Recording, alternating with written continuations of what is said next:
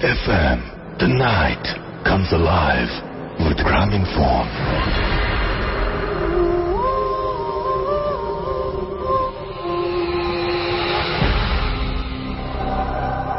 Yes, ভূত FM আপনাদের সবাইকে স্বাগত জানাচ্ছি। আমি রাসেল এবং আপনারা সবাই শুনছেন রেডিও ফুর্তি এফএম। আর এই মুহূর্তে আমার সাথে আছেন আজকের অতিথিরা এবং আপনারাও আছেন। আর সারাটা দিন ঢাকায় অনেক গরম ছিল, কিন্তু গত 2 দিন ধরে অনেক প্রচন্ড গরম, এবং এই গরমের মধ্যে রাতের বেলায় যারা জেগে আছেন এবং ভূত এফএমের সাথে আছেন তাদের সবার জন্য অনেক অনেক শুভকামনা এবং thank you very much for being with us, এবং আশা করছি পুরোটা সময় আমাদের সঙ্গে থাকবেন। Good news is doctor Alif is with us. So আজকে অনেক চমৎকার কিছু ঘটনা শুনবো। এছাড়াও আমাদের আরো অতিথিরা আছেন যারা আপনাদেরকে দারুণ কিছু ঘটনা শোনাবেন। সুতরাং পুরোটা সময় আশা করছি আমাদের সঙ্গে থাকবেন এবং পুরোটা সময় আশা করছি যে আপনাদের অনেক ভালো লাগবে। তো যাই হোক, আমি শুরুতে জানিয়ে দিই কিভাবে আমাদের সাথে কমিউনিকেট করবেন। যদি আমাদেরকে ইমেইল করতে চান তাহলে আমাদের ইমেইল অ্যাড্রেস হচ্ছে bhootfm@radiofurti.fm, which is bhootfm@radiofurti.fm। আপনার নাম, ঠিকানা এবং ফোন নাম্বার সহ আপনার জীবনে ঘটা বা আপনার জানা সেরা ঘটনা লিখে পাঠিয়ে দিন আমাদের কাছে। ঘটনার শুরুতে অবশ্যই উল্লেখ করুন যে ঘটনাটা আপনি স্টুডিওতে এসে শেয়ার করতে চান নাকি আপনি চান আপনার ঘটনা আমরা পড়ে শোনাই। যারা দেশের বাইরে রয়েছেন তারা সরাসরি অডিও ক্লিপ পাঠিয়ে দিতে পারেন বা লিখেও পাঠাতে পারেন আপনার ঘটনাটি। আমরা বেশ কিছু দারুণ অডিও ক্লিপ পেয়েছি এই উইকে, যাই না সেটা শোনানোর সময় পাবো কিনা আজকে। আর সেই সাথে আমাদের ফেসবুক পেজ রয়েছে দুটো, www.facebook.com/radiofurti and www.facebook.com/bhootfm.russell, যেখানে আমাদের আজকের যে অতিথিরা আছেন তাদের একটা ছবি পোস্ট করা হয়েছে। সো সেখানে যে আপনারা ভিজিট করতে পারেন, লাইক দিতে পারেন, কমেন্ট করতে পারেন, শেয়ার করতে পারেন, whatever you want. And আপনারা জানাতে পারেন যে কোন ঘটনা ভালো লাগছে, কোন ঘটনা ভালো লাগছে না, এনিথিং। তো আমরা চলে যাব আমাদের প্রথম ঘটনা, এবং প্রতিদিনের মতো আজকে ঘটনাটিও শুরু করতে চাই একটা ইমেইল দিয়ে। চলুন দেখি যে ইমেইল। মনে হচ্ছে অনেকগুলো মানুষ হেঁটেছে রুমের মধ্যে, আর তার মুখের কন্ডিশন আয়নায় দেখলো যে তার ঠোঁট কেটে গেছে, জিহ্বার সামনে দিয়ে প্রায় অনেকটুকু কেটে গেছে, এত জোরে চাপ দিয়েছিল তাকে। আচ্ছা, সে তার মাকে, তার ভাইকে বিষয়টা বলে। তার মা আর ভাই জিনিসটা প্রথমে শুনে তেমন একটা রিয়াকশন দিতে পারে নাই। যখন রুমে নিয়ে আসার পর দেখালো যে এই দেখো, এই ছোপ দাগ এই কোথার থেকে আসছে, আমি নিজে দিয়েছি, রক্তের ছোপ দাগ। তখন তারা হতভম্ব, তারা কোনো কথা বলবার মতো ভাষা পাচ্ছিল না। তখন ভোর 4টা, কোনো মতে রাতটা কোনো মতে পার করে পরের দিন তারা সে ডিসাইড করে যে এরকম ভাবে তো থাকা সম্ভব না, আর থাকলেও তার মাতার নিজেদের ফ্ল্যাট, তার মার সাথে থাকতে হবে, কিছু একটা ব্যবস্থা তো করতে হবে। সে তার মার সাথে সেদিন রাতের থেকে থাকা শুরু করলো। মার্চ থেকে রাসেল ভাই বললাম যে মার্চ গড়িয়ে মে চলে আসলো। এর মাঝে সে যতদিন তার মার সাথে শুয়েছিল তেমন কোনো প্রবলেম হয়নি। তো এরপরে পরীক্ষা, সেমিস্টারের পরীক্ষা। তো সে বলেছে যে আমাকে তো আমার রুমে থাকতে হবে, পড়তে হবে, মা তুমি একটা ব্যবস্থা করো, একটা মেয়ের একটা ব্যবস্থা করে আমার সাথে থাকতে পারে, ঘুমাতে পারে। আর তাদের বাসায় একটা বুয়া ছিল। এই ঘটনা শোনার পর আর ওই মুহূর্তে বুয়ার ওই রুম দেখার পর পরের দিন সে চাকরি ছেড়ে দেয়। তো ওই মেয়ে তার সাথে থাকা শুরু করলো।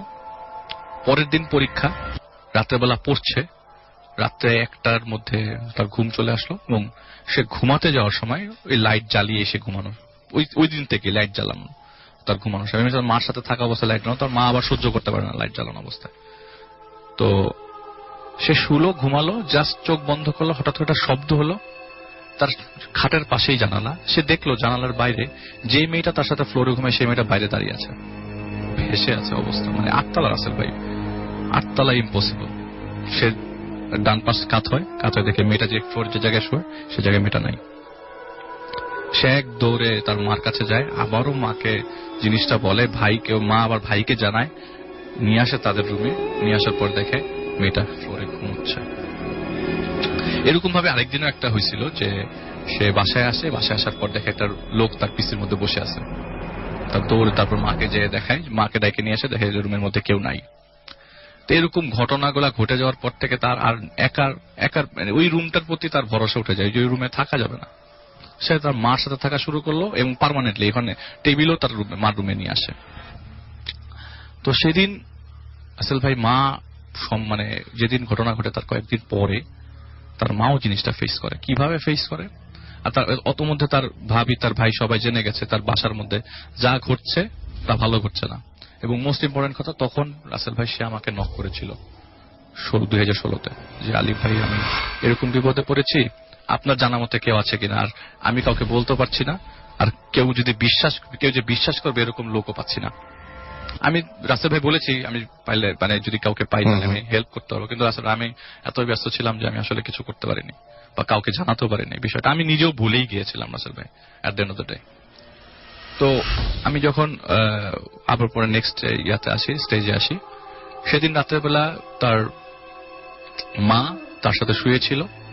মার ঘুম ভাঙে হঠাৎ করে, চশমা পরে পরিষ্কার করে বাথরুমে যেতেই তো তার মার সাথে সে যখন থাকতো তখন বাথরুমের আলোটাতেই থাকতো, রুমের আলো জ্বালিয়ে তার মা ঘুমাতে পারতো না।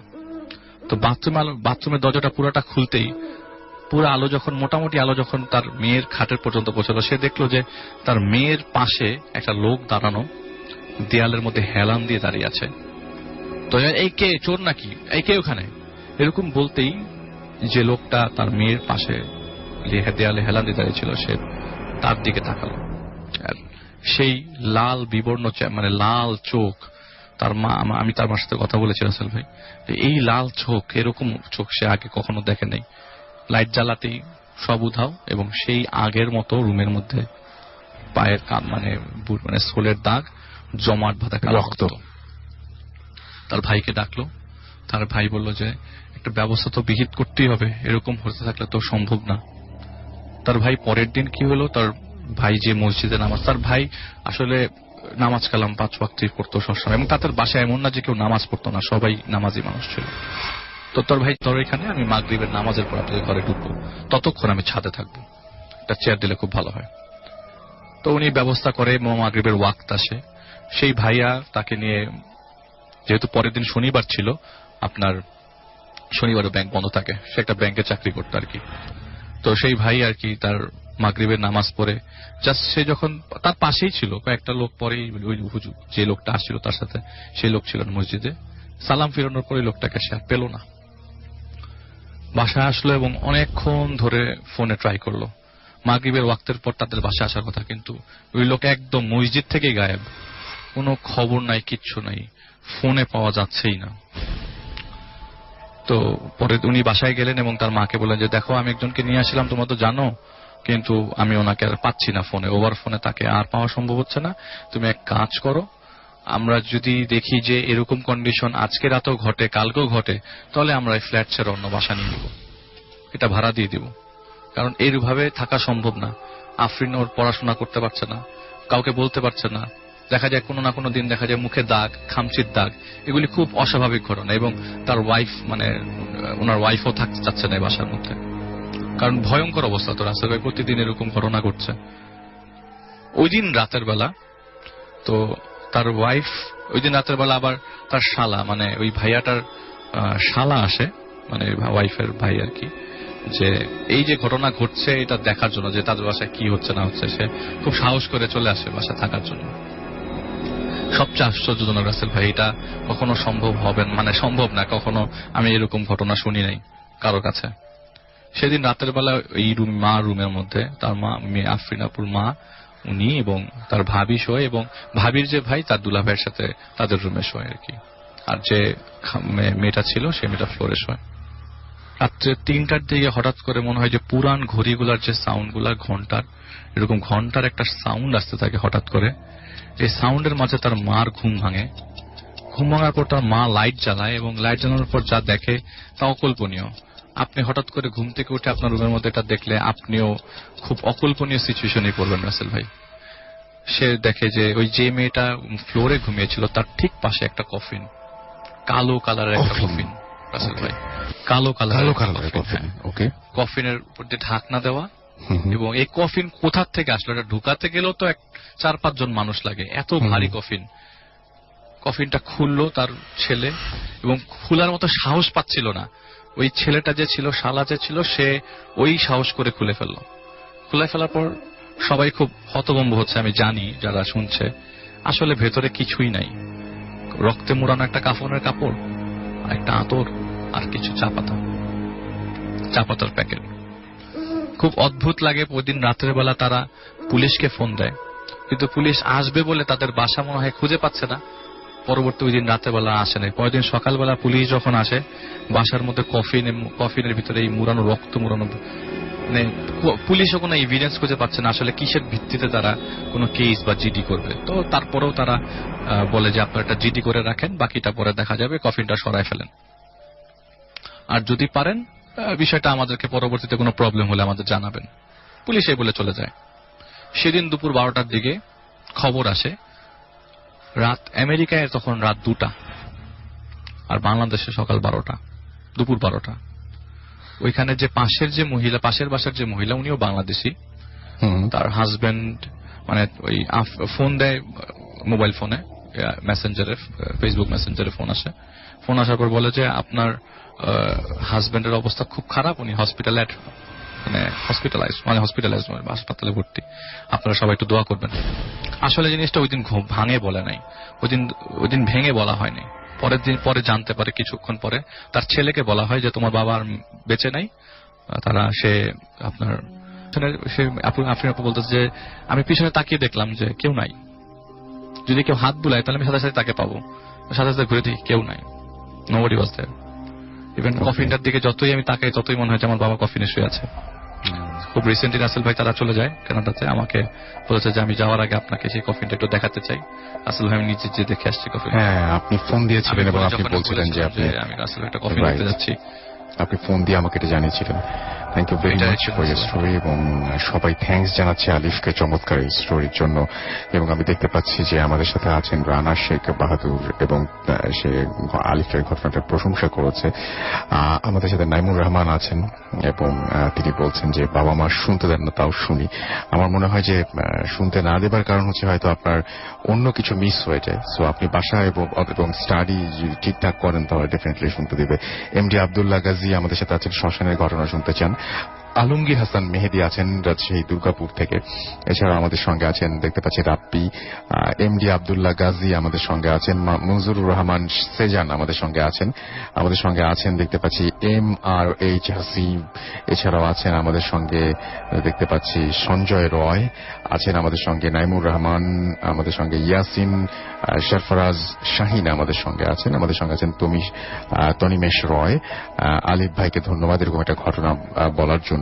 রানাস আমাদের সঙ্গে আছেন দেখতে পাচ্ছি আজিজুল হক খান। এছাড়াও আছেন আমাদের সঙ্গে দেখতে পাচ্ছি আকিব ইবনে সাইদ আছেন আমাদের সঙ্গে, আহসান হাবিব SRK আমাদের সঙ্গে আছেন, এমডি মোতাসিম বিল্লাহ যিনি অ্যাপ দিয়ে শুনছেন এই মুহূর্তে, শেখ শান্ত আমাদের সঙ্গে আছেন। এছাড়াও দেখতে পাচ্ছি শেখ তারিকুল ইসলাম, LP সজীব আমাদের সঙ্গে আছেন, সৈয়দা তহুরা বাড়ি আমাদের সঙ্গে আছেন। আমাদের যে রেডিও ফুর্তির পেজ সেখানেও অনেকে আছেন, প্রিন্স কাউসার আমাদের সঙ্গে আছেন, AH আশিক ফরাবি আছেন আমাদের সঙ্গে, MD হৃদয় হাসান আছেন এবং তারা ছবি আপলোড করছেন, সবাই একসঙ্গে শুনছেন। নোবেলিস্ট আমাদের সঙ্গে আছেন দেখতে পাচ্ছি সাব্বির আদনান, মোহাম্মদ আবির হুসাইন আমাদের সঙ্গে আছেন দেখতে পাচ্ছি। এছাড়াও যে প্লাস রাহুল সহ আরো অনেকে। তো এই মুহূর্তে ঘড়িতে সময় রাত 12:30। একটা ছোট্ট সময় হলো বিরতি নেবার, এবং বিরতির পরে আবারও ফিরে আসবো, এবং তখন আমাদের সঙ্গে যারা উপস্থিত থাকবেন তারা আমাদের নতুন অতিথি, এবং তারপরে ডক্টর আলিফের কাছে আবারও ফিরে আসবো। সেই পর্যন্ত আমাদের সঙ্গেই থাকবেন। Stay tuned for radio Foorti FM and do ফুর্তি। Bhoot FM, the night comes alive with Graminphone.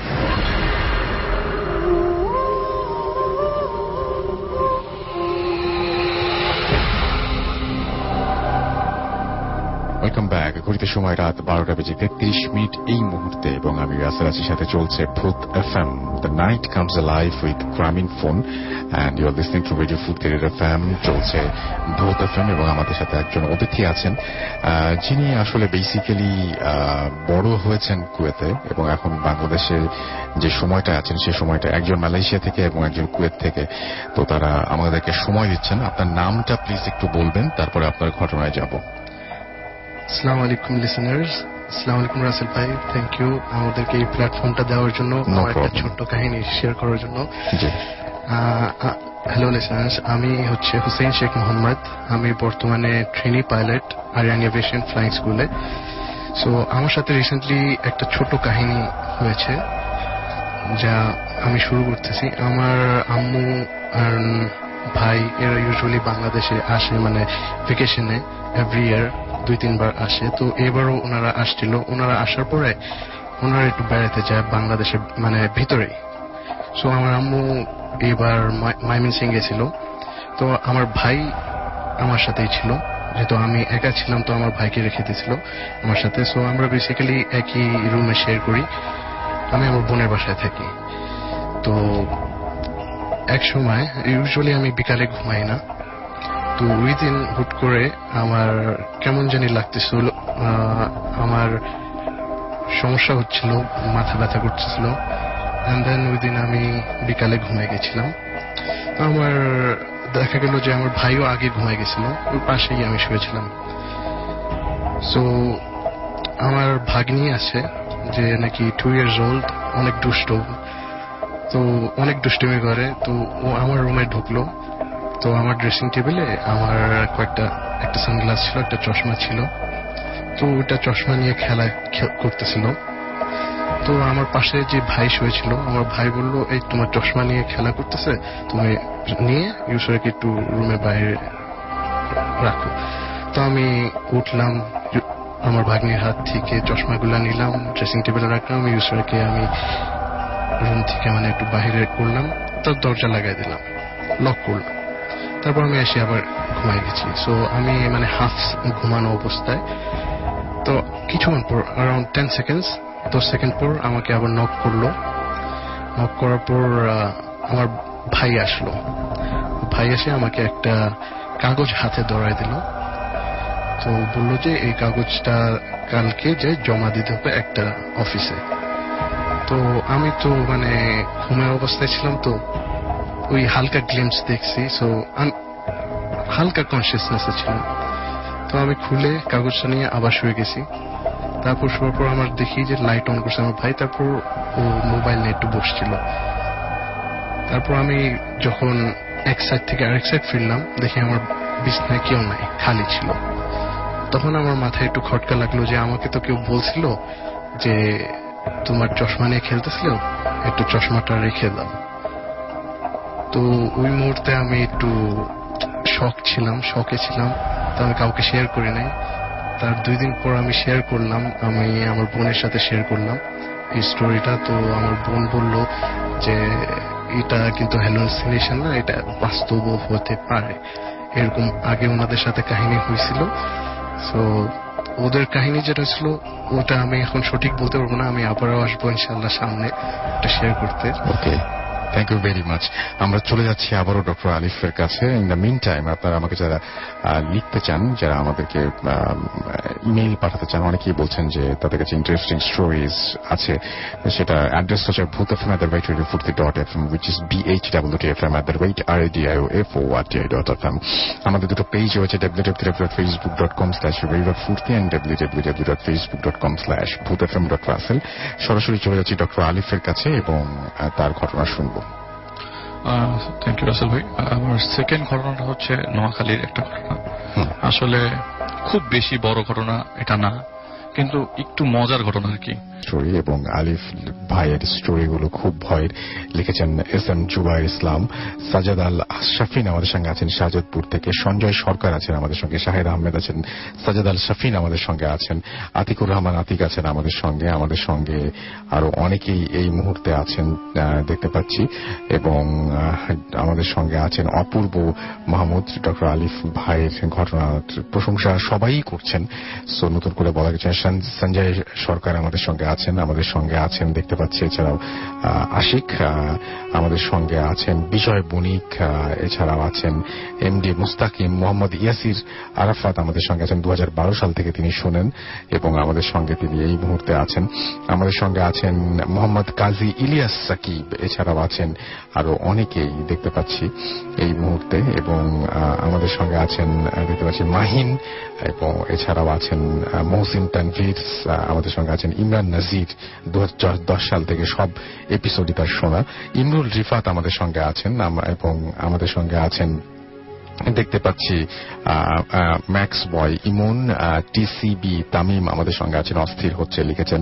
Zobayer Rahman Prince আমাদের সঙ্গে আছেন, জিলান হাসনাত আমাদের সঙ্গে আছেন দেখতে পাচ্ছি ওয়াসিফ আহমেদ বগুড়া থেকে শুনছেন, আমাদের সঙ্গে আছেন দেখতে পাচ্ছি খান রুবেল, এবং আমাদের সঙ্গে আছেন দেখতে পাচ্ছি আরো অনেকেই। এই মুহূর্তে আপনি যদি চলে আসতে চান তাহলে চলে আসতে পারেন। আমাদের দুটো পেজ রয়েছে, যে পেজ দুটোর একটি হচ্ছে www.facebook.com/radio.foodk and www.facebook.com/bhutfm.russell। এছাড়াও শ্রাবণ ইসলাম সাহেব আমাদের খুলনা বিএল কলেজ থেকে আছেন, নাবিল খান আছেন আমাদের সঙ্গে, আমাদের সঙ্গে আছেন দেখতে পাচ্ছি রিটায়ার্ড রাজু আহমেদ রাজ। এছাড়াও আমাদের সঙ্গে তারেক আল সালাম তোহা আমাদের লিখছেন, আলিফ ভাইয়ের ঘটনাগুলো খুব ভালো হয়। মুস্তাফিজুর রহমান আমাদের সঙ্গে আছেন এবং অ্যাপ দিয়ে শোনার মজাই আলাদা, সেটা তিনি লিখেছেন। এমডি আসলুজ্জামান মিঠুন আমাদের সঙ্গে লিখেছেন চতুর্থ যে ঘটনাটি সেটি খুব ভালো লেগেছে। এমডি শামসুদ্দিন আমাদের সঙ্গে আছেন, দুটি ঘটনাই অনেক ভালো লেগেছে। আলিফ ভাইয়ের ঘটনার কথাই বলছেন নিশ্চয়ই। ইস্তিয়াক শুভ আমাদের সঙ্গে আছেন, আমাদের সঙ্গে আছেন তাসফির আফনান। আলিফ ভাইয়ের পিক কোনটা? ওকে, আলিফ ভাই তো মাঝে মাঝে দাঁড়িয়ে আছেন। এবং আমাদের সঙ্গে আছেন দেখতে পাচ্ছি রাজন মিয়া, এছাড়াও আমাদের সঙ্গে আছেন মারুফ, আমাদের সঙ্গে আছেন আরো অনেকেই। আবু বকর সিদ্দিকী আছেন, মেহেদি নেওয়াজ হাসান আমাদের সঙ্গে আছেন এমডি সাহিল আলী, এছাড়াও আরো অনেকেই এই মুহূর্তে আমাদের সঙ্গে আছেন। তো যাই হোক, এখন চলে যাব আবারও ছোট্ট একটা বিরতিতে, এবং বিরতির পরে ফিরে আসবো। তার আগে জানিয়ে দিই যে আমাদের সাথে যদি আপনি ইমেল করতে চান তাহলে আমাদের ইমেল অ্যাড্রেস হচ্ছে bhutfm@radiofurti.fm, which is bhutfm@radiofurt.fm। আপনার নাম, ঠিকানা এবং ফোন নাম্বার সহ আপনার জীবনে ঘটে যাওয়া বা আপনার জানা সেরা ঘটনা লিখে পাঠিয়ে দিন আমাদের কাছে। ঘটনার শুরুতে অবশ্যই উল্লেখ করুন যে ঘটনাটা আপনি স্টুডিওতে শেয়ার করতে চান, নাকি আপনি চান আপনার ঘটনা আমরা পড়ে শোনাই। যারা দেশের বাইরে রয়েছেন তারা সরাসরি অডিও ক্লিপ পাঠিয়ে দিতে পারেন আমাদের কাছে। আর যা আমাদের দুটো পেজ, সেই দুটো পেজে তো আপনি ভিজিট করতেই পারেন। চলে যাচ্ছি ছোট্ট একটা বিরতিতে, ফিরে আসবো একটু পরেই। Stay tuned for your Food Theatre FM and do Foodti. Exclusively on FusionBD.com. Bhoot FM. The night comes alive with Graminphone.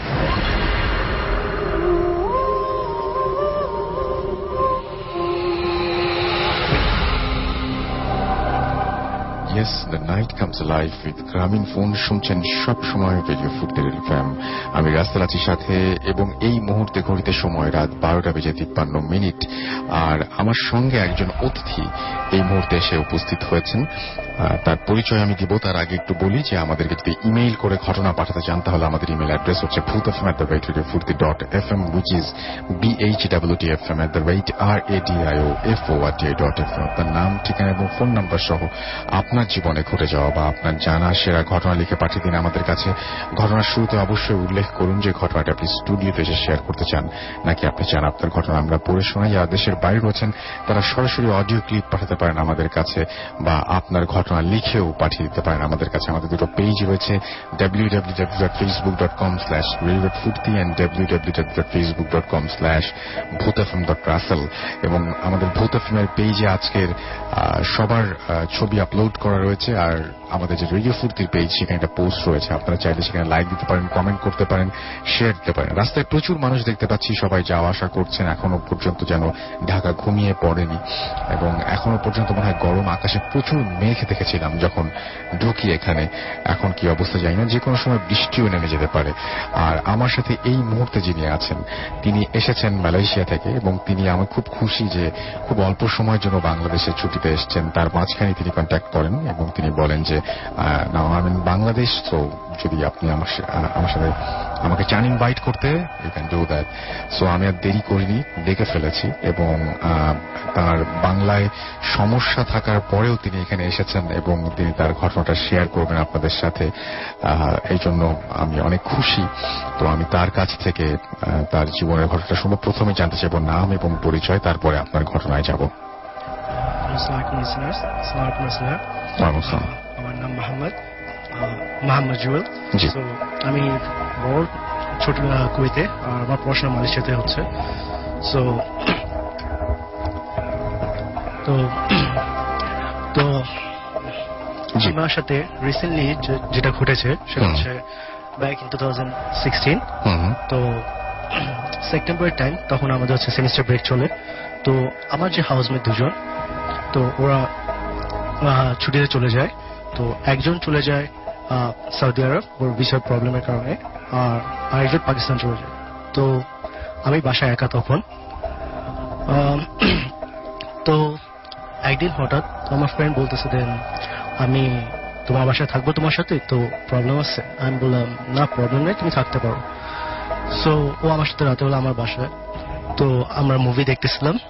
তো প্রায় রাত বাজে 3টা। তো আমাকে বলতেছেন তুমি ঘুমাবো? তো আমি বলছি না আমি এখন ঘুমাবো না, তো আর পরে ঘুমাবো, হতে পারে ফজরের পরে। তুমি যদি ঘুমাতে চাও তুমি রাশাদের রুম ইউজ করতে পারো, আমি আমার রুমে পরে ঘুমাবো। তো স্বাভাবিক ও নিজের আর আমার ফ্রেন্ডের রুম যে রাশাদ ওর রুমে চলে যায়। তো 10-15 মিনিট পরে ও বেরিয়ে এসে আমাকে বলতেছে আমাকে চিমটি কাটতেছো কেন? আমি বললাম দেখ আমি যেভাবে বিন ব্যাগের মধ্যে শুয়ে আছি আমার পজিশন নাই, আমি এই পজিশন থেকে উঠে আসবো।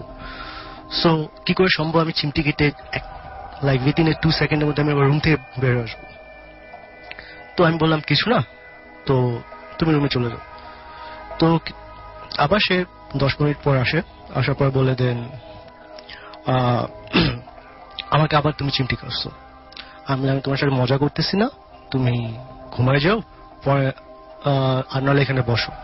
তো আমি বলছি ও পরে কিছুক্ষণ পরে বলতেছে না আমি এখানে থাকবো না, তো আমি আমার বাসায় চলে যাবো, তো তুমি বাসায় চলো। আমি বলছি ইম্পসিবল, দেন আমি এখন আবার ব্লক এতে যাবো, আবার বাসায় আসবো না, আর তুমি যাই ফিল করতেছো আর একটু পরে ফজর আজান দিবে, তো আমার সাথে বসে থাকো। তো এটা ছিল ওর সাথে যেটা ঘটেছে আমার বাসায়। তো আস্তে আস্তে আমরা যে আমার হাউসমেট ওরা চলে আসছে, তো আমরা আস্তে আস্তে মানে আরো কিছু ফিল করা শুরু করি বাসায়। দেন মাঝে মধ্যে মনে হচ্ছে বাসায় কেউ আছে, আমরা 3 জন ছাড়া হাঁটা চলা করতেছে বাসার মধ্যে। তো আরেকটা যেটা ঘটনা হয়ে যায় বাসার মধ্যে সেটা হলো সকালবেলা আমি স্বাভাবিক ইউনিভার্সিটি চলে যাব। তো ইউজুয়ালি আমরা ওয়াশিং মেশিনটা লাইক আজকে আমি ইউজ করবো বা নেক্সট ডে 2 দিন পর আরেকজন ইউজ করবো, এভাবে আমরা রুটিন করে রেখেছিলাম। সো আমি যখন ক্লাসে চলে যাব তো আমি আমার মেশিনের মধ্যে কাপড়গুলো রেখে চলে যাই মেশিন অন করে। আমি বাসায় ইউনিভার্সিটি ক্লাস শেষ করে প্রায় 8-9টা বাজে আসবো বাসায়। তো আসার পরে দেখি আমার কাপড়গুলা মানে ফ্লোরের মধ্যে পড়া, মেশিনের মধ্যে না, মেশিনে আমার ফ্রেন্ডের কাপড়। তো আমার যে ফ্রেন্ডটা ও আবার পাকিস্তান থেকে, তো আমি ওর সাথে কিছু নিয়ে ঝগড়া হয়েছিল, তো আমি ওর সাথে তেমন কথা বলি না। তো আমার যে ফ্রেন্ড ইন্ডিয়া থেকে, তো ওকে আমি বললাম দেন আচ্ছা আমি কাপড় সকালে দিয়ে গেছি মেশিনের মধ্যে, ও আমার কাপড়গুলো ফেলে দিয়ে ওর কাপড় কেন মেশিনে রাখছে? তখন আমাকে বলতেছে তাই আছো বাসায় নেই, আসুক আমি জিজ্ঞেস করবো। তো আসছে বাসায়, আসার পর ওকে জিজ্ঞেস করলাম দেন আচ্ছা আমার কাপড় ফেলে দিছো কেন? তো বলতেছে দেন আমি কোনো কাপড় ফেলি না, আমি যখন মেশিন ইউজ করতেছি তোমার কাপড় অলরেডি ফ্লোরে। আমি বলতেছি আমি তো ফ্লোরে রেখে যাইনি, কারণ কি আমি এগুলা মেশিনের মধ্যেই ছিল।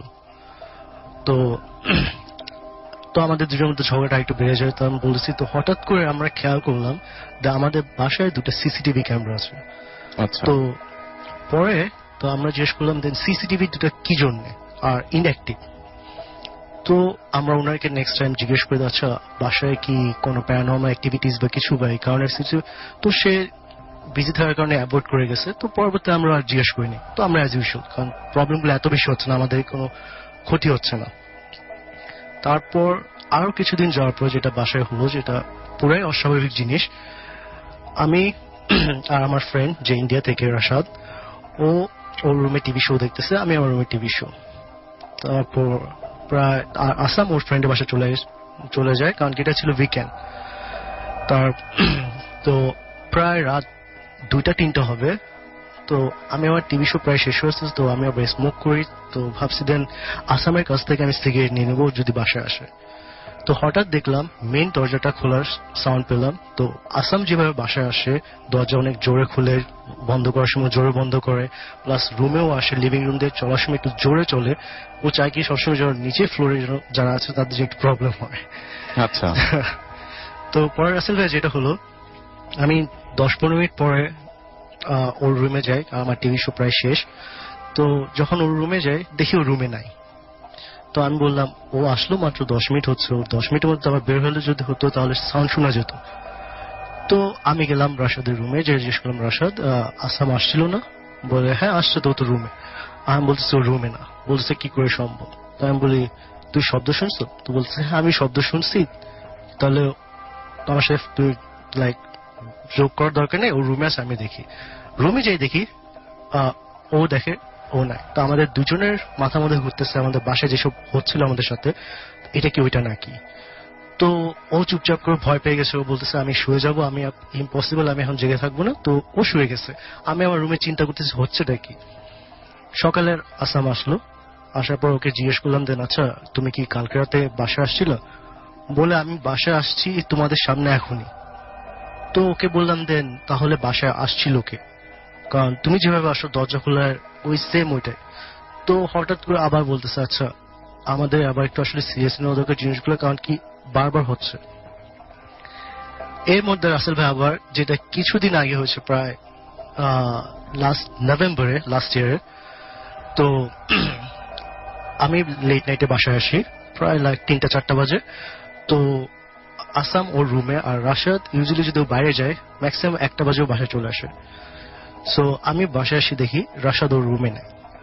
তো আমি আসামকে বললাম আচ্ছা রাশাদ বাসায় নেই, ওখানে এত রাত 3টা বাজে আসেনি কেন, ওকে কল দাও। তো বলছে কল দেওয়ার দরকার নেই, হতে পারে মানে অ্যাসাইনমেন্ট করতেছে, ফ্রেন্ডের বাসায় আছে, চলে আসবে। তো সকালে উঠে রাশাদকে জিজ্ঞেস হচ্ছে রাতে 3টা বাজে তুমি কই ছিল? তো বলতেছে আমি তো ঘুমাচ্ছিলাম রুমে। বাট ওটা শোনার পর আমরা দুজনে মানে অনেক ভয় পেয়ে যায়, শকড হয়ে যায়। দেন রাতের বেলা তুমি তো রুমে ছিলে না, আমরা দুজন তোমার রুমে গেলাম, তোমাকে দেখলাম না, আর তুমি বলছো তুমি রাতের বেলা রুমে ঘুমাইছিল। সো এরকম কিছু আর কি আমাদের বাসার মধ্যে হচ্ছিল। আর এখন তারপরে কিন্তু আমরা বাসা চাই না, কারণ কি আমাদের প্রবলেম গুলো হচ্ছিল না আর কি। মানে আমাদের ওই যে বলে না যে প্যারানর্মাল অ্যাক্টিভিটিস থাকলে বা কোনো প্রবলেম করে জিনরা, তো আমাদের প্রবলেম হচ্ছে না। তো আমরা বলতেছি ঠিক আছে আমরা যখন প্রবলেম নেই তো আমরা থাকি। এই ছিল আমার ঘটনা আর কি আমার বাসা নিয়ে। ওকে, এটার সাথে কানেক্টেড ছিল একটা ঘটনা। আর একটা কানেক্টেড ছিল, ওইটা আমার গার্লফ্রেন্ডকে নিয়ে হয়। তো ওইটা ছিল লাস্ট 2016 এপ্রিল টাইম। সো একদিন আমি ওর রাতেবেলা ওর বাসায় যাই, তো হঠাৎ করে দেখি ওর মানে লাইক আমার কি রাসেল ভাইয়া মানে সারাউন্ডিং এ যদি কিছু থাকে ওটা আমি ফিল করতে পারি, জানি না কেন, বা শুনতে মানে আমার কাছে নিজের কাছে মানে অনেকের কাছেও কেমন যাই লাগে, বাট আমি এটা ফিল করতে পারি সারাউন্ডিং কিছু আছে। তো আমি ওকে জিজ্ঞেস করলাম আচ্ছা তোমাদের বাসায় কি কিছু আছে? বলতেছে না তেমন কিছু নেই, তুমি মনে হচ্ছে এমনি, কারণ কি লেট নাইট হয়ে গেছে তো এই সময়। তো আমি আচ্ছা ঠিক আছে, তো আমি আর কিছু বলিনি। তো ওকে বললাম দেন বাট বি সেফ। তো ওইটা বলে আমি চলে আসছি। তো কিছুদিন পর ও ওর অফিসে যায়, তো ওর কলিগসদের সাথে দেখা হয়। তো আমার পরিচয় ওর কলিগসদের সাথে। তো একটা কলিগস আছে যে ওর নেকেড আইতে মানে সেকেন্ড ডিমেনশন যেটা আমরা বলি সেটাও দেখতে পায়, ভূত জিন বা যে মারা গেছে তাকেও সে দেখতে পায়। তো আমাকে যখন স্টোরিটা বলতেছিল আমি মানে বিশ্বাস করি, আমি হাসতেছিলাম দেন এটা কি করে সম্ভব, একটা মানুষ সেকেন্ড ডিমেনশন দেখতে পারবে যেটা আমরা দেখতে পাই না। আচ্ছা। তো তারপর আমি ওকে জিজ্ঞেস করলাম আচ্ছা তাহলে তুমি যখন দেখতে পাও তাহলে আমাকে একটা জিনিস বলো, আমার বাসার যদি যে আমার বাসাটা কোথায় বা প্লেসিং কিরকম তুমি সেটা বলতে পারবে না কিনা। তো ও আমাকে হেসে বললো দেন তুমি কি ভয় পাও? আমি বললাম আমি ভয় পেয়ে যদি ভয় পেতাম তাহলে আমার বাসায় এত কিছু হচ্ছে আমি কি করে থাকতেছি। তো পরে বলছে তুমি যা ফিল করছো বা দেখছো এটা আছে কিছু একটা তোমাদের এখানে। তো আমাকে আর কিছু ভয় নেই, কারণ কি আমার গার্লফ্রেন্ডের সাথেও ভয় পেয়ে সবে, তো বলতেছে অ্যাভয়েড করার জন্য, আমি অ্যাভয়েড করে দিচ্ছি। তো রাসেল ভ্যাস তো আস্তে আস্তে হচ্ছে কি ওর প্রবলেম গুলো বাড়ে, যেটা ওকে ওর কলিগস বলে না, যখন একটু বেশি হয়ে যায় তখন। তো ওর বাসায় বেসিক্যালি যে ওর রুমটা আছে, ওর রুমটা থেকে লিভিং রুম ওই দিক দিয়ে হচ্ছে ওই যারা সেকেন্ড ডিমেনশনের ওর রুমের দিয়ে ক্রসিংটা আর কি ওর রুমটা দিয়ে মানে জিন হোক বা মৃত কেউ হোক ওখান দিয়ে আর কি চলাচল করে। আচ্ছা। তো স্বাভাবিক ও একদিন অফিসে গেল, তো ওর কলিগস দেখতেছে ওর পাশে কেউ দাঁড়ানো, তো ভাবছে দেন হতে পারে স্বাভাবিক অন্য কেউ, কারণ কেউ অফিসে তো ইগনোর করেছে ওর কলিগস। তো পরে কিছুদিন যাওয়ার পরে ওর কলিগস নোটিস করে দেন ওর আশপাশে ওই লোকটা থাকে, মানে যাকে সে দেখে অলওয়েজ। আচ্ছা। তারপর ও কি করলো, মাঝখানে একদিন ও হ্যাং আউট করে ওর কলিগসদের সাথে ওর বাসায়। তো ওর কলিগস তখন দেখে একটু মানে চিন্তা করতেছে যে ওকে বলা কি এখন উচিত নাকি না, কারণ কি ফারা ইউজুয়ালি অনেক ভয় পায় সব। নাটোর থেকে আমরা চলে যাব ছোট্ট একটা বিরতিতে, এবং বিরতির পরে আবারও ফিরে আসবো। আশা করছি সেই পর্যন্ত আমাদের সঙ্গেই থাকবেন। স্টে টিউন ফর ইউ ফুর্তি এফএম এন্ড ডু ফুর্তি। Bhoot FM. The night comes alive with Graminphone.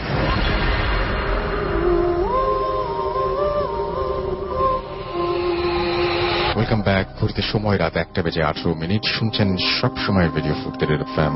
আমি রাসেল আছি সাথে, এবং এই মুহূর্তে আমাদের সঙ্গে আরো একজন অতিথি এসে হাজির হয়েছেন। আমি তার নাম এবং পরিচয় প্রথমে বলতে বলবো, তারপর ঘটনায় চলে যাব। আপনার নামটা প্লিজ একটু বলবেন, কোথা থেকে এসেছেন, তারপর আপনার ঘটনায় যাব। আসসালামু আলাইকুম, আমি দীপান্বিতা, আমি এসেছি মগবাজার থেকে। জি, আপনার ঘটনায় যাই। আচ্ছা ভাইয়া, আজকে যে স্টোরিটা আমি শেয়ার করব এটা মূলত ঘটে গিয়েছে 2016 সালে।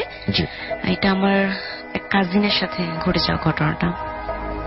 ওকে। আমার যে কাজিনের সাথে ঘটনাটা ঘটেছে ও বাংলাদেশে থাকে না, কানাডাতে থাকে।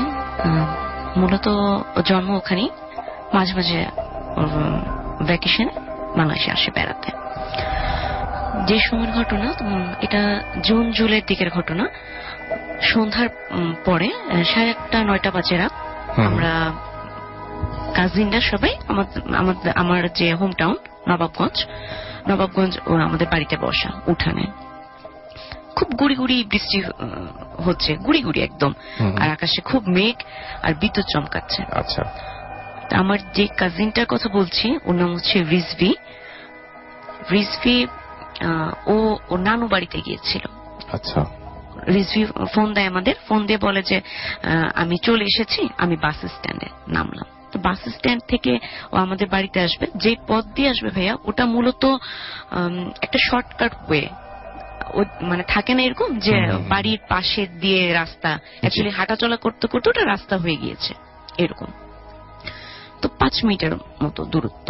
তো ওকে আবার জিজ্ঞাসা করেছি যে তোকে আনতে মানে কেউ নিতে আসবে কিনা। আচ্ছা। ও বললো যে না, সমস্যা নেই, আমি চলে আসবো। আমরা বসে আছি ওখানে। তো ওর হাতে ফোন নাই, সরি ভাইয়া, মানে এমনিতে টর্চ নেই, কিন্তু ফোন ছিল। তো ফোনের যে ফ্ল্যাশ লাইট ওই আলোতে আসছিল। জি, ওই আলোতে আসছিল। আর আমার যে বাড়ি ভাইয়া, আমার নবাবগঞ্জ বড় বক্সনগর, প্রচন্ড বাঁশঝাড় ভাই ওখানে, মানে অনেক বাঁশঝাড়। এত বাঁশঝাড় ভাই, দিনের বেলাও দেখা যায় কিছু কিছু জায়গায় সূর্যের আলো পৌঁছায় না, ছায়া সর্বক্ষণ। তো যে রাস্তাটাতে আসবে অনেক বাঁশঝাড় ভাই, ওখানে বাঁশঝাড় অনেক। তো যে রাস্তা, ওই রাস্তাটা হচ্ছে মাটির রাস্তা। ওইটা একটু বর্ণনা দি ভাইয়া, কারণ ওই যে রাস্তার পাশে হচ্ছে ভাইয়া ডোবা মিন্স ওখানে বৃষ্টির পানি জমে ডোবা হয়েছে, হাঁটু পানি হবে। আর পাশে একটা বাড়ি, ওই বাড়িটা একটা মানে বাড়িতে কেউ থাকে না ভাইয়া, অনেক বড় একটা বাড়ি, জাস্ট টিনের একটা ঘর আছে, ঘরটাও ভাঙা, উঠানটা অনেক বড়। ওই উঠানে বাচ্চারা খেলে, ক্রিকেট খেলে, এরকম খেলাধুলা করে। ওর পাশে হচ্ছে বাঁশঝাড়, অনেক বাঁশঝাড় ভাইয়া। আর বাঁশ গাছ তো ভাইয়া 15 ফিট 20 ফিট এরকম উচ্চতা হয়, তো অনেক উঁচু। ও আসছে, ওটার লাইট দিয়ে ধরে ধরে আস্তে আস্তে আসছে। তো যেহেতু আবার বিজলিও চমকাচ্ছে, বাতাস, তো হঠাৎ করে খেয়াল করলো কি ওর সামনে মানে কয়েকটা বাঁশ জাস্ট হুড়মুড় করে দুই দিক দিয়ে এসে পড়ে গেল, মানে রাস্তাটা আটকে গেল এমন। তো ছোট মানুষ, ও 15 কি 16 এজ তখন। তো ও একটু ভয় পেয়ে গিয়েছে যে হঠাৎ এরকম বাঁশের রাস্তার উপর পড়ে গিয়েছে। তো মানে ও কনফিউজড ছিল যে তখন মানে কি করবে, সে কি মানে ওই বাঁশের উপর ওই দিক দিয়ে সামনে এগোবে না পেছনে ব্যাক করবে। ও আমাদেরকে তখন ফোন করার চেষ্টা করেছিল, ফোনেও পাচ্ছিল না। তো একটু ওখানে জাস্ট মানে 3-4 মিনিট পর দেখলো জাস্ট বাস আবার উঠে গিয়েছে। তো ও দেখলো রাস্তা ক্লিয়ার, সামনে আগানোর চেষ্টা করলো। সামনে যখন এগোচ্ছে, এগোনোর একটু পরেই জাস্ট মানে ও স্লিপ করেছে, ওর ভাষ্য মতে যে স্লিপ করেছে, স্লিপ করে পড়ে গিয়েছে। তো পরে যে পাশে যে ডোবার মধ্যে পড়ে যাচ্ছে। তো পড়ে যাচ্ছে যখন ডোবার মধ্যে, তো হঠাৎ করে ও তখনই মানে দেখে কি ডোবা থেকে একটা লোক উঠে আসছে, তার গা ভর্তি কাদা। মানে ওইটা দেখে ও ভেবেছে কি ওর মতোই হয়তো কেউ ডোবায় পড়ে গিয়েছে, সে উঠে আসছে। আচ্ছা। আমার ভাই তখন ওই লোকের দিকে হাত বাড়িয়ে দিয়েছে যে হেল্প করার জন্য, যে আমাকে ধরেন, পড়ে যাচ্ছি। ও যার দিকে হাত বাড়িয়ে দিয়েছে সে ওর হাতটা ধরেনি, হাতটা না ধরে ওর পা ধরেছে। পা ধরে আরো জোরে টেনে নিয়ে যাচ্ছে ডোবার ভেতরে। তো ও 2 হাত দিয়ে খুব ভুটাপুটি করার চেষ্টা করছে, পারছে না। ও মানে যেহেতু ওর পা ধরে ফেলেছে, পা ধরে টেনে ডোবার মধ্যে নিয়ে গিয়েছে। তো এর মধ্যে ভাইয়া তো অলমোস্ট 10-15 মিনিট চলে গিয়েছে। তো আমরা যারা বাড়িতে বসেছিলাম, তা আমরা আবার ওর ফোন দিচ্ছি যে রিজভিকে ফোন দিচ্ছি, ওর ফোনটা ভাই বন্ধ আসছে। তো বন্ধ দেখে আমরা টেন্সড, যেহেতু ওইখানে থাকে না, চেনেও না। তা আমার আরো 2টা কাজিন ওরা বড় টর্চ লাইট নিয়েছে যে ও কই একটু দেখে আসে আর কি। আচ্ছা, ওরা টর্চ লাইট নিয়ে যখন আরো সামনে হেঁটে যাচ্ছে, তো যখন ওই জায়গাটার মধ্যে পৌঁছেছে ভাইয়া, তো ওরা শব্দ শুনছে যে পানির মধ্যে হুটাপুটি, খুব হুটাপুটি হচ্ছে, এই ধরনের শব্দ পাচ্ছে। তো ওরা ডোবার দিকে টর্চ মেরেছে। টর্চ মেরে দেখছে কেউ, মানে ওখানে জাস্ট আমার ওই কাজিন রিজভি, আর কেউ নাই। ও একাই পানির মধ্যে নিজেই বারবার ডুব দিচ্ছে, নিজেই উঠছে, হাত পা ছোড়াছুড়ি করছে, এরকম করছে। তো আমার বাকি 2 ভাই সাথে সাথে ডোবার মধ্যে নেমে গিয়েছে যে ওকে টেনে তোলার জন্য। ওকে যতই টানার চেষ্টা করে ভাইয়া, মানে ওকে উঠাতে পারছে না, ও একাই এরকম হুটুপুটি করছে। কারণ যেহেতু ওরা আমার 2 ভাই আর কাউকে দেখতে পাচ্ছে না ওখানে। তো ওকে খুব কষ্ট করে যখন টেনে ভাই উপরে তুলেছে, উপরে তোলার পরও মানে ও হাত পা ছুটি করছে, ওর দিকে লাইট মারছে, মানে ডাকছে, রিজভি ডাকছে, মানে ওর কোনো রেসপন্স নাই।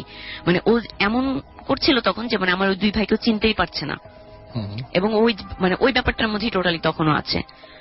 তারপর ওকে জাস্ট ওরা মানে খুব ধরাধরি করে বাড়িতে নিয়ে আসলো। বাড়িতে আনার পরও ভাইয়া তখনও সে মানে অদ্ভুত আচরণ করছে, মানে চোখ টোক লাল হয়ে গেছে পুরা। ওকে যাই হোক আমরা খুব ক্লিন করলাম, শুয়ে দিলাম। সারা খুব জ্বর গেল, খুব জ্বর। সকালে ডাক্তার আনলো বাসায়, ডাক্তার এসে দেখলো জ্বর এরকম, বললো যে যেহেতু ডুবে গিয়েছিল, ডাক্তার এটা বললো যে পানিতে ভিজেছিল, এর জন্য হয়তো জ্বর এসেছে। দুপুরের পরে একটু স্টেবল হলো।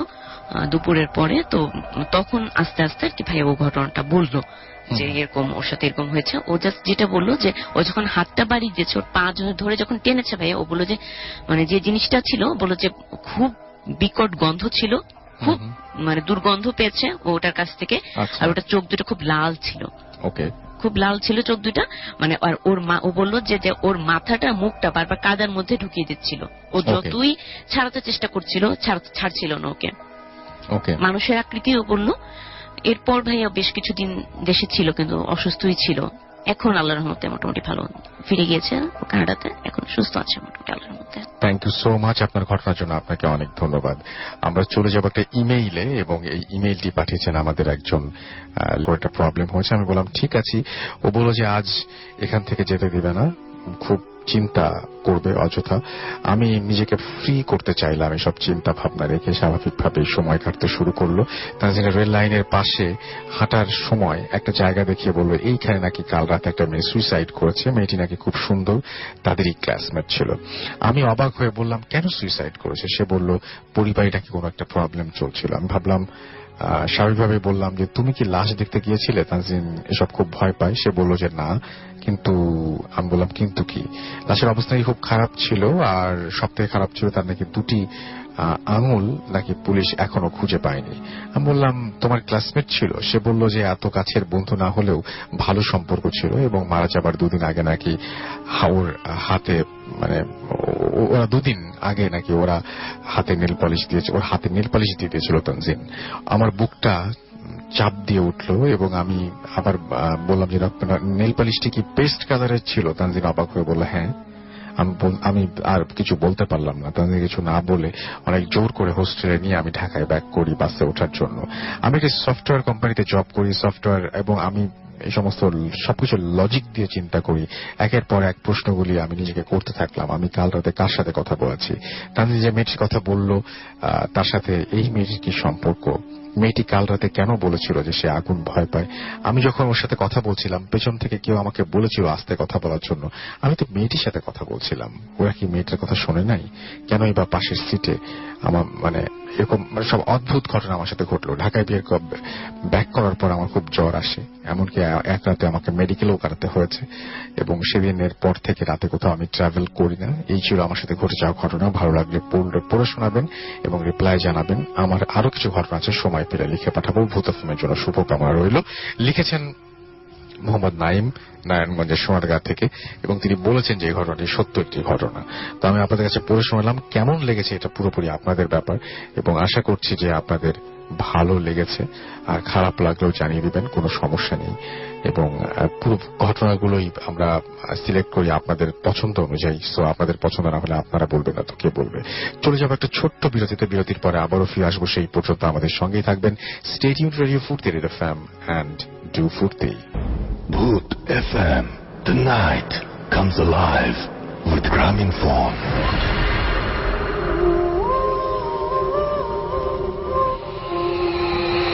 Yes, the night comes alive with Grameenphone. You are listening to Radio Food Theatre FM and আমি রাসেল আছি সাথে। আর এই মুহূর্তে আমার সাথে রয়েছেন আবারও সেই আমাদের দ্বিতীয় অতিথি, দুজন অতিথি, যাদের মধ্যে একজন মালয়েশিয়া থেকে এসেছেন, একজন এসেছেন কুয়েত থেকে, এবং দুজনের কাছে আমি একটা কমন একটা স্টোরি শুনবো। আপনাদের দুজনেরই তো ছোটবেলা কেটেছে কুয়েতে, রাইট? একসাথে বড় হয়েছি। আপনারা একসাথে বড় হয়েছেন? আমরা একসাথে বড় হয়েছি। আমি একই এলাকায় থাকতাম, স্কুল ডিফারেন্ট ছিল, বাট আমাদের ফ্যামিলি একজন আরেকজনকে ভালোভাবেই জানতো। আচ্ছা, আপনার দুজনের নামটা একটু আরেকবার বলেন। আমি মোহাম্মদ জুয়েল আর আমার নাম হোসেন শেখ মোহাম্মদ। ওকে, সো আপনাদের কুয়েতে থাকার সময় আপনারা একটা ঘটনা আপনারা শুনেছিলেন, বা ওখানকার একটা স্থানীয় ঘটনা। তো আপনারা, আমাদের প্রচুর লিসেনার রয়েছেন যারা কুয়েত থেকে শুনছেন এই মুহূর্তে, তারা হয়তো বুঝতেও পারবেন যে কোন জায়গায় ঘটনা বলছেন। সুতরাং আমরা সেই ঘটনার নামটা জায়গার নামটা জানতে চাই এবং কি ঘটনা হয়েছিল সেটা শুনতে চাই, এবং যারা কুয়েত থেকে শুনছেন এই স্টোরিটা তাদেরকে ডেডিকেট করতে চাই। শুনি আমরা ঘটনা। থ্যাংক ইউ রাসেল ভাই আরেকবার শোনার জন্য। তো বেসিক্যালি যখন আমরা ছোট ছিলাম আর কি কুয়েতে দুজনেই, তো সবসময় একটা শুনতাম আর কি সবার কাছ থেকে। দেন একজন যে আরব লোকটা আছে, সে একটা বাড়ি করে, বাট সে তার নিজের বাড়িতে থাকতে পারে না। তো জায়গাটা হলো আপনার কুয়েতে সালেবের আশপাশে একটা শার্ক বলতে একটা জায়গা আছে, যেটা ওখানে হচ্ছে শার্কিয়া।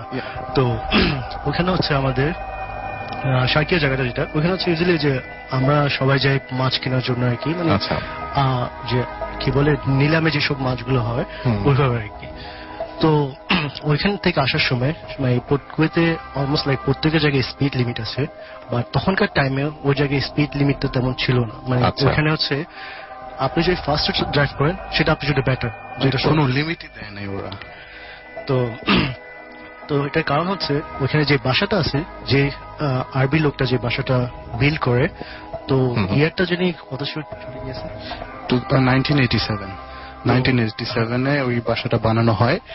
এবং ওখানে উনি মানে বানানোর পরে উনি থাকা শুরু করেন। ওখানে থাকার পরে উনি রাত্রে কিন্তু থাকতে পারতো না, ঘুমাইতো, সকালে উঠে দেখতো উনি বাসা থেকে বাহিরে।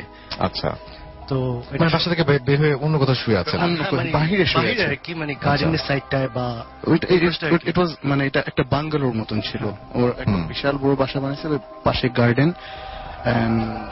উনি একাই থাকতো, ওনার ফ্যামিলি ছিল না। ফ্যামিলির ব্যাপারে সঠিক জানি না। সো উনি ওখানে রাতে থাকতে পারতো না।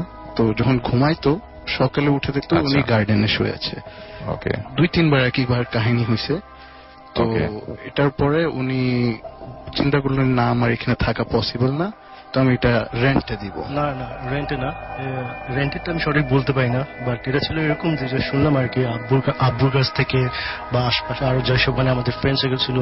তো এটা যে হলো, তো বেসিক্যালি উনি সবার সাথে শেয়ার করার পর উনি দেখে দেন যাদেরকে বলছে, তো ওরা ফ্রেন্ড সার্কেল ওনার সাথে একদিন থেকে দেখে, বাট একই সেম স্টোরিটা উনি সকালবেলা দেখে উনি বাসায় নাই, বাসার বাহিরে, মানে বাসায় কোনো দিক মানে ফ্রেন্ড সহ ইম্পসিবল যেটা থাকতে পারে না। তো এরপরে তারপর মানে বাসাটা হলো কি একদম হাইওয়ের পাশে। আচ্ছা, তো ব্যাক ইন 2009 যেটা হয়, তো আমি 2009 আমি কুয়েতে ছিলাম না, বাংলাদেশে আসছিলাম। তো যেটা আমি ইয়াসিনের কাছ থেকে শুনলাম, যেটাও বলতে পারে যে বাসাটা কি হয় আর কি। ওই বাসাটা পরে 2010 আর কি ভেঙে ফেলা হয়। ওই বাসার জায়গায় একটা মসজিদ বানানো হয়। আচ্ছা, এই এরকম অনেক সিচুয়েশন ঘটার পরে তো ওরা প্ল্যান করলো যে না, এখানে আর বাসা রাখা যাবে না, মসজিদ বানানো হয়। ওকে, এটাই ছিল আর কি। এবং তিনি তার মানে হচ্ছে মেইন ঘটনা যেটা বুঝলাম সেটা হচ্ছে যে উনি রেগুলারলি ঘুম থেকে উঠে দেখতেন যে বাসায় আরো অনেক অস্বাভাবিক ঘটনা থাকার সত্ত্বেও, যেটা সবচেয়ে বড় ব্যাপার সেটা হচ্ছে যে নিজের বাড়িতে উনি ঘুমাতেন, কিন্তু দেখতেন যে গার্ডেনে বা অন্য কোথাও শুয়ে আছেন। তো এই বাসায় তাই নিশ্চয়ই কোনো সমস্যা ছিল। আপনি যে চিন্তা করে দেখেন যে আপনার বাসা হচ্ছে আপনার কাছে সবচাইতে নিরাপদ জায়গা, সেই বাসাতে আপনি রাতের বেলা ঘুমিয়ে যদি দেখেন যে বাসা থেকে বাইরে বেরিয়ে গেছেন বা অন্য কোথাও শুয়ে আছেন, তাহলে সেটা আসলে খুব চিন্তার বিষয়। SM জুবায়ের ইসলাম আমাদের সাথে আছেন, আমাদের সঙ্গে আছেন দেখতে পাচ্ছি BVS ইয়াসিন, এবং আমাদের সঙ্গে আছেন দেখতে পাচ্ছি ইস্তিয়াক আহমেদ শুভ, এছাড়াও মামুন আহমেদ জয় আমাদের সঙ্গে আছেন, রিমেল আমাদের সঙ্গে আছেন, সাগর মাহমুদ আছেন, আদর আহমেদ হৃদয় আমাদের সঙ্গে আছেন, আমাদের সঙ্গে আছেন এই মুহূর্তে রয়েছে নুসরাত আহমেদ, এছাড়াও আমাদের সঙ্গে আছেন এই মুহূর্তে মোহাম্মদ আবির হুসাইন, আমাদের সঙ্গে আছেন আরো অনেকেই এই মুহূর্তে, এবং তারা লিখে পাঠাচ্ছেন আমাদের যে ফেসবুক পেজ রয়েছে সেই ফেসবুক পেজে।